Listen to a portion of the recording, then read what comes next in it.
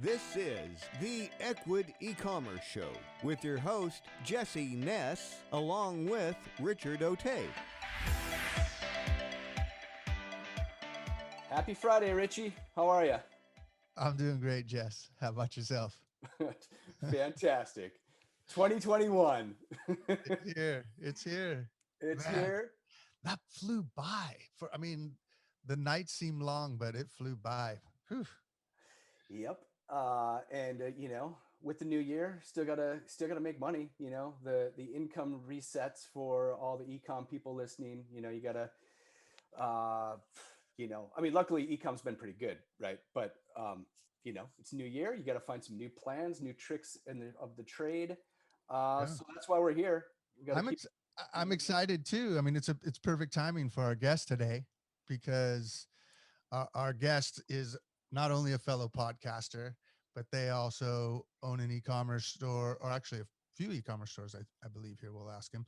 And also has an agency that does marketing for e-commerce stores. And specifically today, we're going to cover launching. So since the beginning of the year, we're going to, get into maybe someone got inspired over the holidays, someone else was doing it, or they saw how much the world has moved to the world of e-commerce. And they're like, man, I want to get in on that. So let's bring in our guest today, Jordan West from Mindful Marketing. How you doing, Jordan? Hey, I'm great. Thanks so much for having me, guys. This is great. I don't know if I've ever gone on a dual host show before. So I'm like slightly intimidated here, just like, oh, which one's going to ask me a question next? And so really appreciate you having me, though. I'll get over it pretty quick. We'll do our best. Professional. You got it. Usually one of us is the color guy. One asks the more like just to the heart questions. We don't know who's going to be who on any particular show, but anyway. Love it. So yeah, Jordan, we talked before the show, we've had a lot of pods about Facebook advertising, a lot of like general ecom, topics, marketing, things like that. But something that we haven't really talked about seems like it's one of your specialties. So hoping you can, shed some light on the idea of a launch for an ecom brand, Totally. Yeah. Yeah. So, I mean, I absolutely love ads, right? Like the next guy, I fell in love with e-commerce because of the direct response nature, right? I loved that. And about 2 years ago, I realized that it's a bit of a rat race, right? It's a bit of a race to the bottom when all that you're focusing on is return on ad spend and how low you can get that customer acquisition cost. And it's not the same as actually building real brands, right? Brands, I think a lot differently than stores think, right? So to me, I'm really interested in brand building, and I think that paid advertising has a huge part to do with that. I think that it will never go away, but what I'm really interested in is actually owning our customers, right? To me, that's an incredible part of this, and so that's why we started to think of different strategies for launches. So I'll kind of walk you guys through how I came about this particular strategy. So in 2016, I remember I was reading a book by Jonah Berger. It was called Contagious. And he went through in Contagious, and he talked about this fashion brand that was doing really poorly the way that they were positioned. People just like weren't coming in, weren't really buying a lot on the site. So they decided to password protect the site, and then they would only give out the password on Fridays at a certain time, and then they would just sell out every time. And all they did was rebrand. It was the exact same product, but they just rebranded and started to do these, what I call gated launches. So, like everyone who reads books, I took about 3 years and, mulled it over and then thought, how can I implement this? And so, to implement this, there's a lot of stories. Do you guys have any questions about this so far? I mean, I do kind of like, I'm like, I know that this is a strategy, but I would have so much trouble doing it myself because I would be so eager to get that sale, So like, I want you to convince me that this makes sense because it sounds crazy to have a 24/7 store and then just turn it off for 6 of those 7 days, so He's I going want to be for the convinced. FOMO though. He's going for the FOMO. Totally. You know? I'm actually not saying I don't actually agree with their completely gating it all the time, right? Yeah. You need to have people coming into your store. Your brand needs to get known. You need to have a website where people can buy products, right? But what I'm talking about here are actual gated launches, right? So when we launch a product, so there's a few different things that go into this. So number one is the VIP group, right? So what we've done, so I'm talking about a specific brand that my wife and I own. This is our baby brand. It's called Little and Lively. So we're fairly well known in Canada, but being well known in Canada is like population wise is like being well known like in California or something, right? So it's about the same size. Yeah, I mean, David Hasselhoff is really big in Germany, so Totally. Totally. Yeah. Come on. Yeah. Hey, there's been some, I'm not going to say the word, but there's been some big people and big brands that have come out of Canada. Okay. You got to keep using the B word. Oh, Bieber? Is that what we're talking about? Yeah, I'm just messing with you. Great Bieber. comedians We get some SEO juice from saying Bieber. So I want to kind of walk you guys through some of the things that need to happen before you run a gated launch. And then I want to walk you through one of the gated launches that we've done. This is something we actually do quite often now.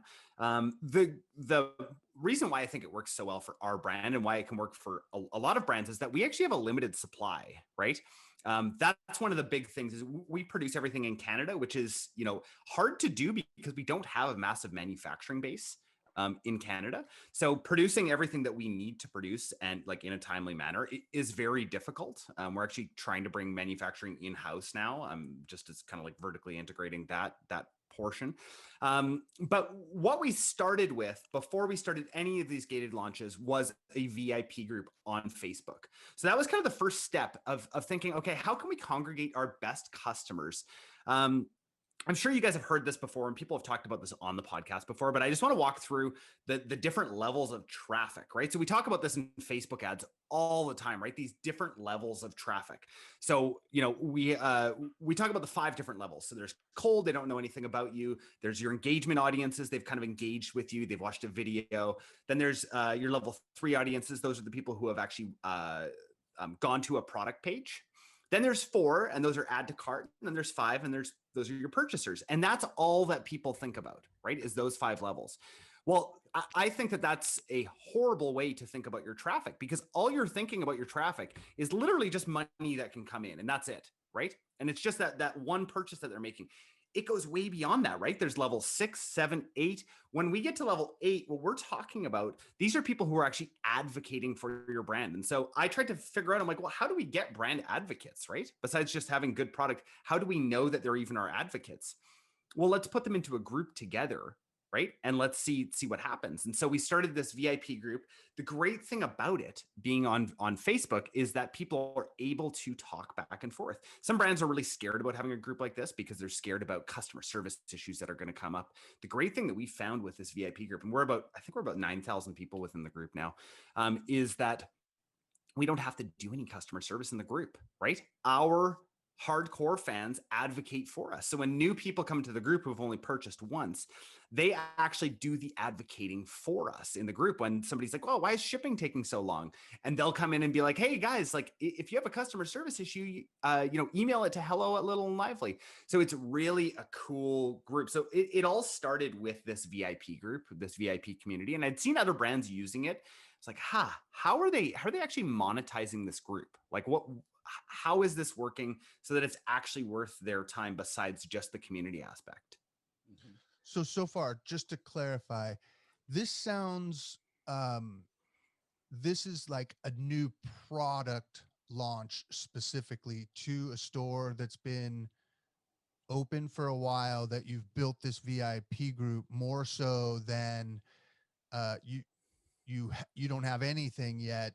You're about ready to do your e-commerce store. You start to build this VIP group, or is it a little bit of both, or what is Yeah, so I would say a little bit of both, right? So this is not a strategy that you're going to use out of the gate, right? For new people who are listening to this podcast, this isn't a strategy that you're just going to go with right away. At our agency, Mindful Marketing, we We call this at least a 1-year plan for people, right? They need to build up these lists, right? I don't recommend using your email list for gated launches at all.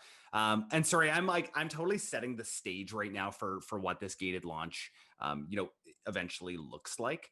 But the VIP group is really an integral part of it. Now, what we came to realize is that on the VIP group, people weren't getting notified, right? They weren't actually seeing the notifications in time like we wanted to. So we were testing out some things like, just offering a VIP only coupon code. And so we do that. We never do discounts. So anytime we do, it's kind of a big deal. So we give them like a 20% discount and we get like 100 sales and we're like, interesting. And it wouldn't reach that many people anytime, especially Facebook. I think that they see anything with discounts or anything like that. And the algorithm just, like cuts it down. I don't know if I'm correct in that. It just seems like that. There's just not the same kind of engagement on those posts organically within Facebook groups. And so we thought, okay, well, how can we actually pair this with something where not email, but something where people are actually going to be notified immediately, where we can actually start to run the gated portion of this. Because I'll skip ahead for a second. The gated portion is where we actually shut the website down for like 12 hours before, password protected, and they need a password to enter the website. So that's where we get to, when we're actually running these gated launches. But before that, we're like, what are we going to do? How are we going to get people this password? And so we decided, well, hey, we never wanted an SMS list. I hated the idea of SMS. We're like, maybe this is the way that we kind of get around it, is we treat it like a VIP group as well. We're not going to notify them all the time about every new product that comes in. We're going to let them know, like, this is a once a month, maybe twice a month time that we're going to use our SMS list. And so we built that up to about 8,000 or 9,000 people. And now I'll walk you through what actually happened in this particular launch, and something that we've done multiple times since. So we password protect the site for 12 hours before. We let people know about 2 weeks before. This is just a launch of of regular product. There's no discounts. We're not using Facebook ads, nothing like that. We're just letting our VIP customers know, like, hey, we're going to be doing this product launch during this time. And let me stop you there, Jordan. A question. So you're letting the VIP customers know. So this means that these are the people that are in the Facebook group. So they had to be admitted, or they had to express some interest to join this group. And now, which means they've probably bought from you several times and love the store, love the concept. So these are the true believers. They're in your VIP group. And now in that VIP group, you're letting them know, kind of like prepping this launch. And now you need to get their, you get their cell phone and permission to send them an SMS. Is that? Exactly. So this was just getting their SMS details. First of all, we ran a survey on the group, which is another amazing part about the VIP group. And we said, hey, would you guys want to get SMS notifications? And 50% of people said yes, 50% said no. And we're like, wow, normally it's like pretty strong one way or the other, but a lot of people were really strongly against it, which I was very surprised by. But we decided, you know what, let's launch it anyway. People don't have to be a part of it, but if you want to get notified immediately and not have to come and check Facebook, then you can be notified, right? So that's where that came into play. Yeah. Did you also, give a Facebook Messenger, WhatsApp options as well, or was it SMS only?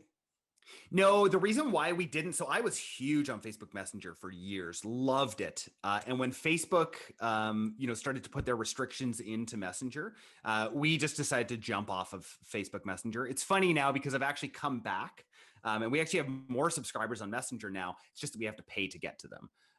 It's actually cheaper to pay to get to your Messenger subscribers than it is to send an SMS message. So I think that it's another great channel to continue to grow, but we could not run gated launches with Messenger these days because of the way that Facebook delivers those messages, right? They don't deliver them like they used to, where it was just one and done and you could send your message out. Now it's over 4 days. They say that the first 80% will get delivered in the first 24 hours, but you just can't count on that for any kind of hype. Okay. Yeah. Okay, interesting. I didn't know that. So yeah, got it. I didn't mean to derail, but I wanted to kind of set the stage for people that are trying to take notes and what are the steps here, It's a great question. It's an important question too, because to your point, it's almost like if you're just on Facebook, whatever, if you're on Facebook and you like a page, you may or may not see something, right? The Book of Faces is so nice that they've allowed us to build these audiences that then we have to pay to get in front of, right? Oh, thank you so much, Zux. But just because they're in a VIP group doesn't mean they're going to actually see it, right? So how do you get them opt into the SMS, or do they just see it over time because you have a unique way to get them to come back and check in the VIP because they participate a lot, or how does that work? Yeah, so this is the one place where I will talk about Facebook ads, and this is where we're running retargeting campaigns to anybody. I still haven't figured out, and honestly, probably just don't have the time to figure out how to retarget people within a Facebook group. I think that there's some software where you can pull out that data, feed it back into Ads Manager. We haven't gotten that granular, but what we've done is just retargeted people within the last 180 days that were on our website, letting them know if you want early access to the next sale or to the next launch, join our SMS list, and you'll be notified right away. So that's the big thing. It's hilarious that that particular campaign has like a 40 return on ad spend, because those people are just so into it. I mean, our like Facebook ads wise, I just don't believe any attribution. That's why I think the whole iOS 14 thing is hilarious, because I'm like, well, I never believed your attribution anyways. So Yeah, I hear you. We get those there's webinars, there's all sorts of stuff on iOS 14. On the ad to get people to join the SMS, is there an ad format where they can just put in their number and it goes directly in, or does it lead to a form? What's the mechanism for that to be added? Yeah, probably the easiest, and for anyone out there who's lazy like me, the easiest way to do this is just to host a page on your store, right? So we just host a page with the provider that we're using. I'm actually switching over providers right now, so I'm not going to even talk about who we're using there. But the big players are Attentive, PostScript. Those are really the ones that I care about. So you can actually host a page where they can just enter their phone number right there. You can also set it up like as a lead ad if you'd want, and just ask for name and phone number. That'd be a really easy way to do it as well. Again, you'd probably need some kind of connector like Zapier or Integromat to do that. But yeah, for us, we just host a page on our website. All I'm doing is tracking landing page views for that one. I don't even have a custom conversion set up. You guys can tell how like lazy I am. I know I can do those things. It's just you have their phone number. Now you pixel them as well. So you have a pixel and a phone number. So yeah. Totally. Exactly. Yeah. So that's been a really effective way to get people in. Also, what we're doing with our email list is trying to move people into the VIP group and onto the SMS list as well. So we're letting them know, a couple weeks in advance. We're actually going through the exact same cycle right now for our spring summer, where we're letting them know about a couple weeks in advance. We actually just launched a sale this morning. We're saying, hey, if you guys want early access, you guys know we sold out of quite a few items last time. If you want early access, join these lists. Do the people that are on the early access list also get the other emails that the other people, I guess where I'm going is there's a part of me that almost sees it as, hey, you're getting early access, but now here it is a week later. I'm picking a date. And now a regular email goes out. Hey, we did our pre-launch. Almost everything was sold. We have 14 left of this particular thing. We're going to let you do you hit that same list too one more time and try to get the new people that didn't have access? Do you know what I mean? Do you remarket to them at the same time as your? Yeah, so exactly. So we're not differentiating within Klaviyo, whatever you guys want to call it. We're not differentiating those customers, right? We're basically, we exclude purchasers generally within the last 8 days. Okay. So we'll only exclude them. We don't exclude those lists, the other lists. So people are getting similar messaging along the whole way, except for the VIPs are getting that extra message. So I'll explain what this launch looked like now that you guys kind of have the whole setup for it. I'll explain the launch and how it worked. So at 10 a.m. Pacific, this was sometime mid-August, this particular launch that we're talking about, right at 10 a.m. Pacific, we gave them the password. to the website. So picture just the website is just a password protected page that they have to go in, actually enter a manual password.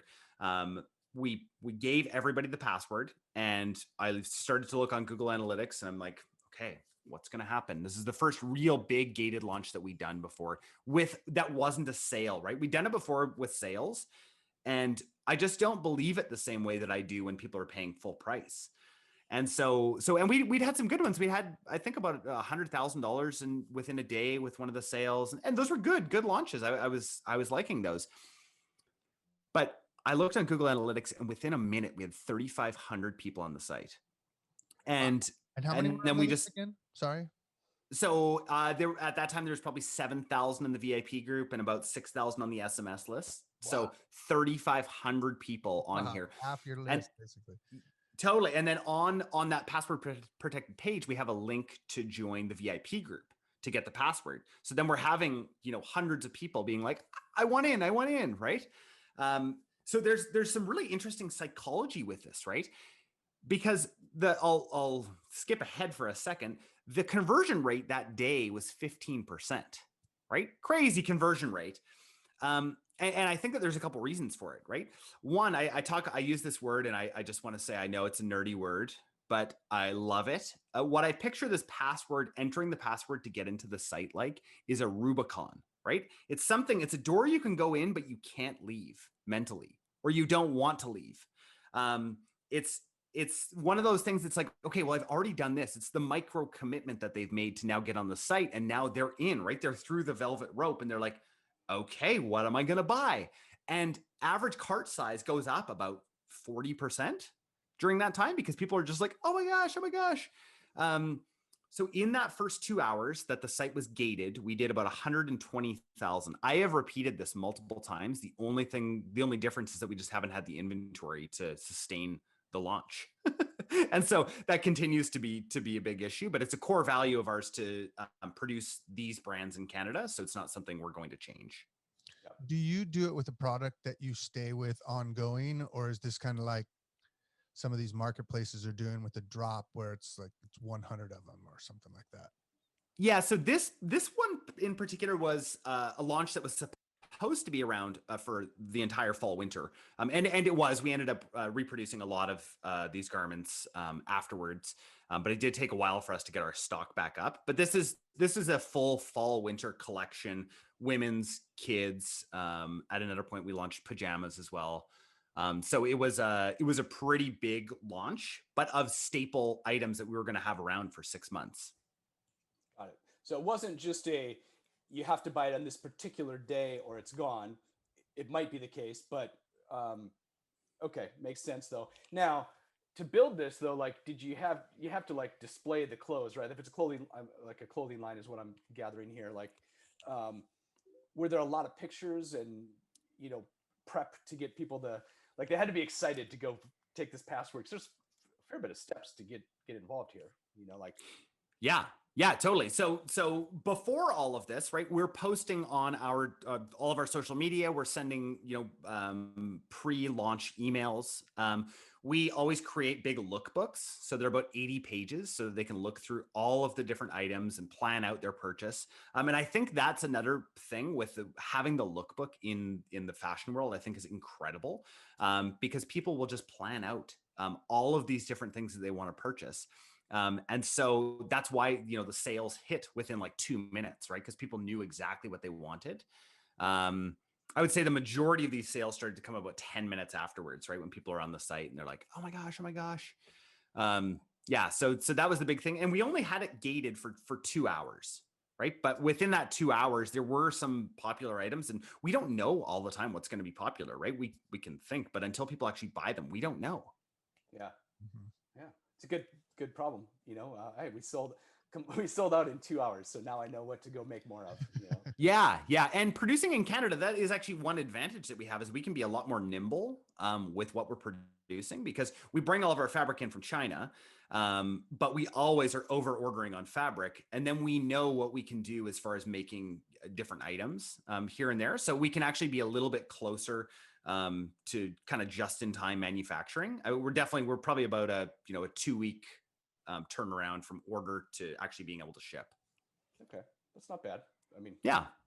you're not putting it on a ship to get it from China. So No, exactly. And that would be completely different. I don't think that would work with the kind of launches that we do, and still not really, after 5 years, understanding the demand yet. You know, that's something that's kind of like one of those consultants that I probably should bring in at some point and just like think like, hey, where is our actual demand coming from? That's a whole nother conversation. Yeah. Okay. Got it. So there's a fair bit of work to prep this, because you're sending out a lot of emails, right? Like you have the lookbook, I'm sure takes a fair bit of like, that's a lot of work, I'm sure, design and, a fair bit of work. So good for you. It is, but it needs to be done anyway, right? These are all images that we're going to use again on social media. These are all things that our designer is going to do anyway. It's just packaging it in a different way, right? And that's the whole idea of the lookbook, is it's just packaged in a different way other than just swipeable social media, right? Yeah. It's a PDF version of all of the clothing, essentially, right? And people used to love catalogs. That was a big thing. I've talked to people on my podcast before who are still selling the majority through catalogs. I don't understand it. I don't get it in 2021, but it seems to be working. Yeah. However you get the sales, it's fine. And yeah, I mentioned the amount of work, but like your payoff is you get all that money in one day, right? Like there's a huge payout. Your bank account the next couple of days looks good.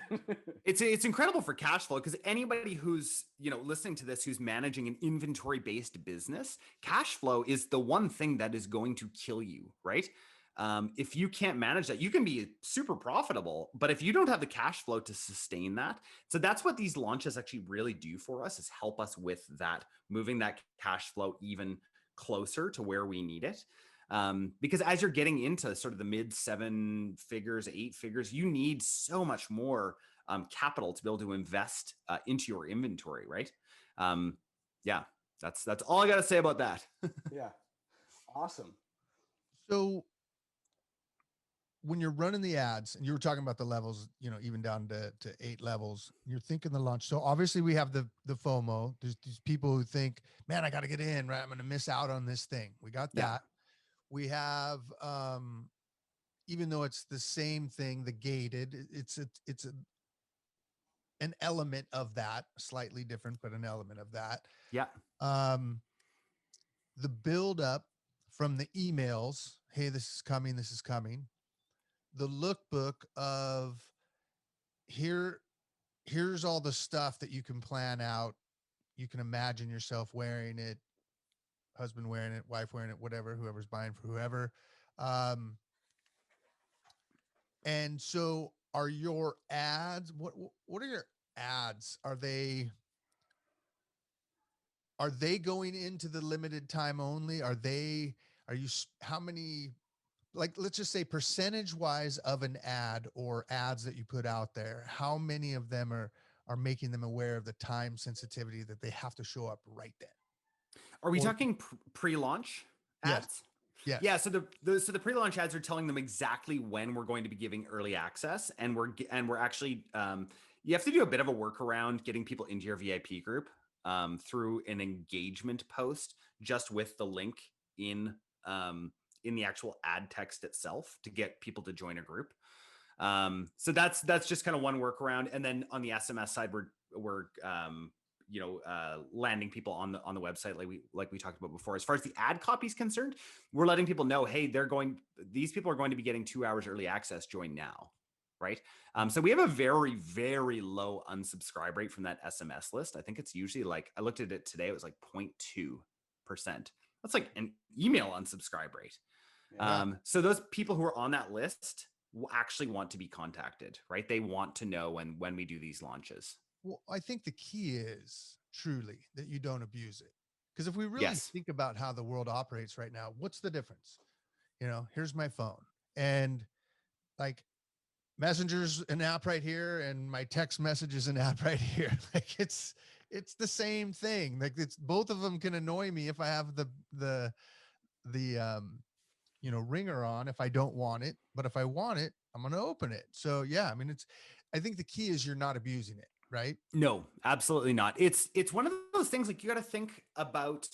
One thing I still take from my my Gary V days when I followed him was that be platform specific, right? Talk to each platform the way that you would use it as a human. It's just the most important thing to remember. Like on Facebook, do things you would do on Facebook. Don't just always recycle your Instagram content over to Facebook. They're two different platforms, right?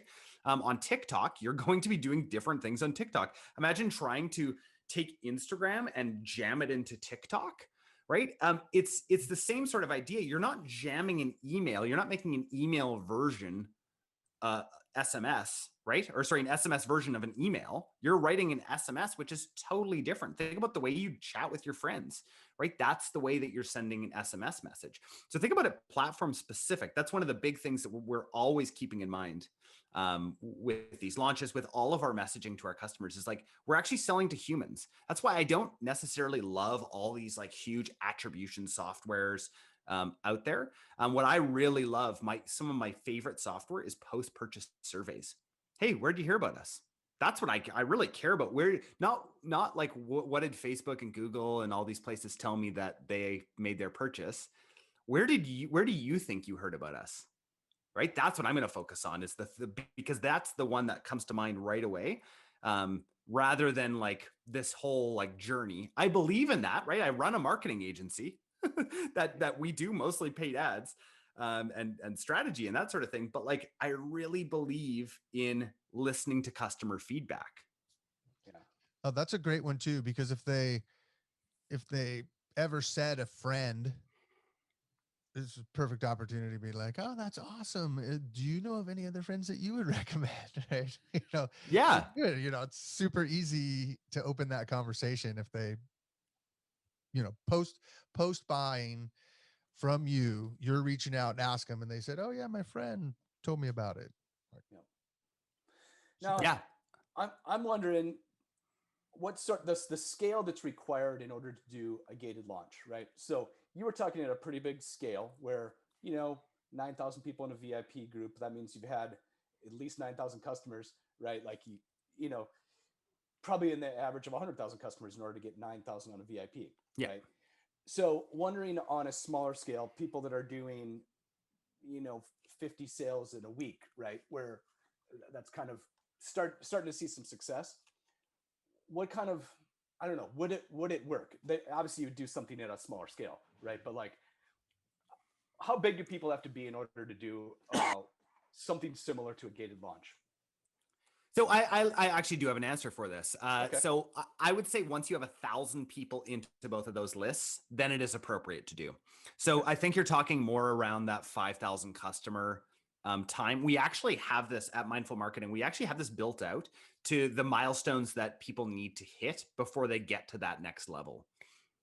So I think that's really important. That's something that my business partner at Mindful Marketing worked out. That it's like, well, not everyone can do this right away, right? There needs to actually be levels. What I'm hoping that this does for your audience is just inspires them to think outside the box for ideas like this, right? And launches, and like that there's so many different ways to do things. And we're not trying to trick people. That's the big thing, right? I'm not trying to trick them into having this fear of missing out. We are going to sell out, right? There's no false scarcity. And so for anyone listening, like trust is one of those things that is really hard to build and so easy just to topple. We talk about this with our kids all the time. Like you're building your trust tower, right? But when you show me that we can't trust you, like it does, in my mind, trust just erodes so fast. So don't try and trick your customers. Yeah. Yeah, I was going to mention that the fact that you actually do run out of some products kind of gives it some legitimacy, right? Like where, like you saw this sale, you see this launch, and you're like, I'll just check tomorrow. I'm sure this is just some marketing gimmick. And then you show up the next day and like, it was out of stock. Yeah.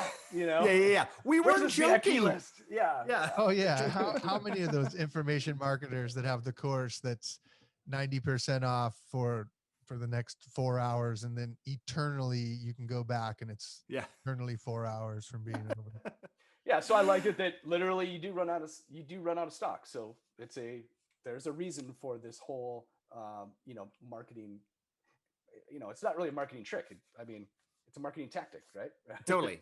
And so it's funny. I've actually gone less and less with some of those tactics that I feel like we used to use this this one plugin on our website that would show the amount of people that were looking at the product and all those sort of ideas.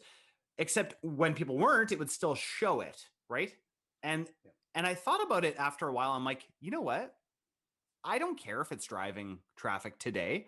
If it doesn't help my business sustainably grow and if it erodes trust, then I'm just not into it. And so we've been trying to be a lot more like principled and actually like we have core values, right? Especially at each business, we go through an exercise of core values and we run these ideas through our core values. And if they don't fit, then we just don't do them, whether we're going to make an extra $1 million or not. It just doesn't pay off in the end. And I think we feel better about it. It's easier to make decisions when you run them through your values. Yeah. Well, I think I like when you started off the conversation of, you're about building brands, right? Like this wasn't about selling it out on a marketplace where you don't actually even own the customer. These are your customers, your brand, and they're going to come back, tell their friends about it. Like you're building a real business, not just getting sales in Q1 of 2021, right? Like totally. It's not a quick cash grab, right? Yeah. I think that's the difference that I try to instill into people is like, we're not just trying to like come up with some fancy Facebook algorithm tricks to quickly make some sales. Like that's cool. That's great. And I love taking advantage of the platforms, like, especially as they're growing, like seeing what TikTok's doing. And it's really cool to see that. And I love that. But at the same time, like if Facebook goes away tomorrow, that's okay. It's a tool. It's just a tool. Like when we're all going through this iOS thing, I made a really long, message for our clients at Mindful Marketing. And I told them, just so you guys know, this is the equivalent of a hammer, taking away that little back piece on the hammer, right? No, it wasn't a great analogy, but like, it's just the change of a tool slightly. It's only the tool that we're building. We're not tool users. We're building a boat, right? Yeah. So like, we'll use a different tool. It's okay. I'm not freaking out. Like it's okay. Yeah. We'll make it. All the tracking is going away at the end of this year anyway. You're gonna have to get back to building a brand and doing the right thing. So yeah. Yeah, we've been lucky up until now that we've had all this data that we probably shouldn't have had. Yep. Yep. Get used to it because it's probably you're gonna have to find another way here, everybody.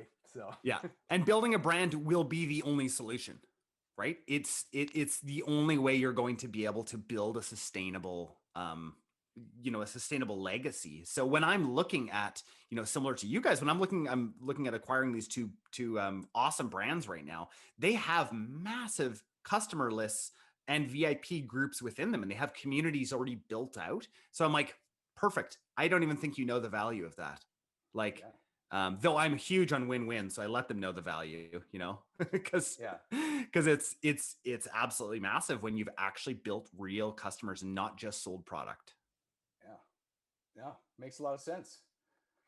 RichE, I mean, I know you got some questions. But yeah, well, I mean, I have endless questions, but it's one of those ones where it's almost like I want to try to come up with something specific with Jordan and maybe try to do something and have him back on, like try some sort of launch or something. But I'm running it through my head. But I'm definitely inspired. I love the idea of launches. There's even a part of me that wonders how this would play out if maybe you combined it with doing it the way you're doing it, but then also doing something in a marketplace that grabs where customers already are. Like say the Facebook tool disappeared, or you just wanted to try it a different way. Right? My mind, you've got me inspired for sure is the bottom line. Yeah, I mean, that's the idea here. Let's try to give everybody a few ideas to apply to their business. So, well, Jordan, if people listening here, they liked what you had to say, they want to get in touch with you, where should we send them? So the number one place would be on LinkedIn. That's where I spend most of my time. I try to post daily. I think I've done it so far in 2021, all about e-commerce, growing brands. So you can just search for Jordan West Marketer. Or Jordan West, I'll probably be the first one to come up there. And then also for your audience, we actually have created a checklist for this because we have brands, right? And we run these in-house at our agency. And you can get the I think it's a 35-step checklist on these at mindfulmarketing.co/sales-launch-checklist. I know it's a big URL, but it's just what we've done. I got you. We'll get that in the notes, everybody. So, for Ripley, when you listen to this, that's the URL we got to grab. Awesome. Yeah, I think great. That'll be a good takeaway for people. Jordan, thanks for being on the show. Really helpful. We're all ready to do a launch now. So, RichE, any last thoughts? No, that's it. I just got to go figure out, check out your sites and see if I want to jump on that SMS list. Awesome. That's great. Yeah, exactly. Just reverse engineer it. I see marketers all the time joining our list, and I always say yes. I'm like, go ahead. Like it's information. It's out there for you guys to take. Yeah. Nice. Awesome. All right. Weekend. Thanks, Jordan. Thanks, guys.